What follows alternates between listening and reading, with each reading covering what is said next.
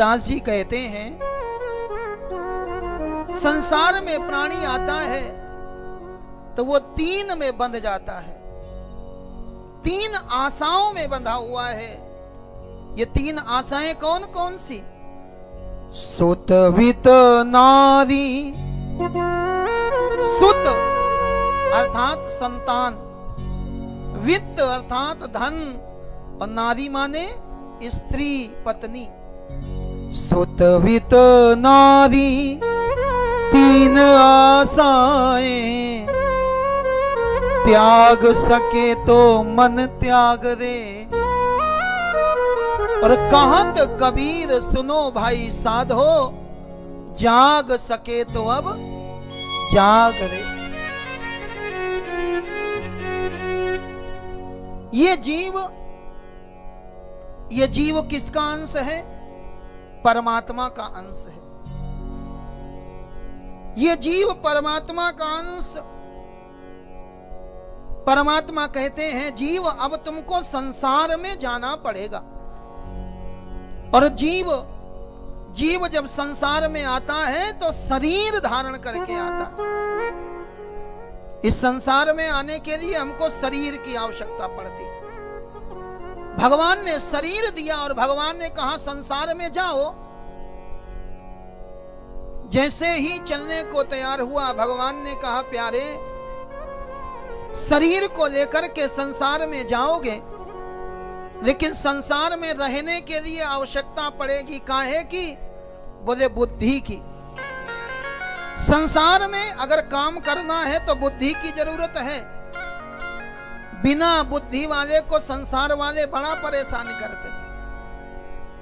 भगवान ने पहले दिया शरीर, शरीर के साथ में भगवान ने दे दी बुद्धि। जीव कहता है शरीर लेकर के संसार में जाएंगे, बुद्धि से सारे काम करेंगे। लेकिन प्रभु एक बात बताओ, अगर आपके पास आने का मन होगा तो क्या करेंगे?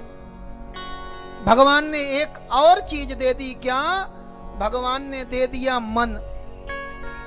भगवान कहते हैं शरीर लेकर के जाना, बुद्धि को संसार में लगाना और मन को हमारे चरणों में लगा देना। बुद्धि मिली थी संसार में लगाने के लिए और मन मिला था सांवले सरकार में लगाने के लिए, लेकिन यहां आकर के सब गड़बड़ कर दिया। मन तो लगा दिया संसार में और बुद्धि लगाते हैं भगवान में। माफ करना मेरे भाई, ऐसे काम चलने वाला नहीं। ये जो बुद्धि है संसार में लगाओ, बहुत अच्छी बात, लेकिन जब भगवान की शरण में बैठो तो मन लगाओ। और यहां तो केवल मन की ही आवश्यकता। आपके पास तन है, आपके पास धन है और आपके पास मन है। ये संसार आपका तन चाहता है, माफ करना। ये संसार आपका धन भी चाहता है, लेकिन ये संसार आपका मन नहीं चाहता। आप कहोगे नहीं महाराज जी, हमको तो बहुत लोग मन से प्रेम करते। अगर भरोसा ना हो तो थोड़ा प्रैक्टिकल कर लेना।